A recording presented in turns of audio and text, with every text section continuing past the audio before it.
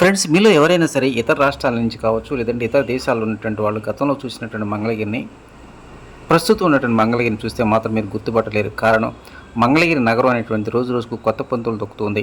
రాజధాని నగరం ముఖద్వారంగా ఉన్నటువంటి ఈ నగరం అనేటువంటిది గుర్తుపట్టలేనటువంటి విధంగా కొత్త కొత్త ప్రాజెక్టులు, కొత్త కొత్త పరిశ్రమలు, అదేవిధంగా కొత్త కొత్త వ్యాపార సమస్యలు మంగళగిరి చుట్టూ రోజు రోజుకు పెరుగుతూ ఉన్నాయి. ఇక మంగళగిరి ఆటో నగరం చూసినట్లయితే సాయంత్రం ఏంటంటే చాలా ప్రాంతం మొత్తం సందడి వాతావరణం నెలకొంటుంది. కారణం, ఒకటి కాదు రెండు కాదు, దాదాపు 35 నుంచి 40 ప్రభుత్వ కార్యాలయాలు, దాని పక్కనే ఐటీ కంపెనీలు, 24x7 తరహాల ఉద్యోగస్తులు ఆ ప్రాంతంలో ఉన్నటువంటి నేపథ్యంలో సాయంత్రం అయిందంటే చాలా ఆ ప్రాంతం మొత్తం సందడి వాతావరణం నెలకొంది. అదే సమయంలో గౌతమ్ బుద్ధ రోడ్ అనుకొని కొత్తగా పెద్ద పెద్ద హోటల్స్ వెలుస్తూ ఉన్నాయి.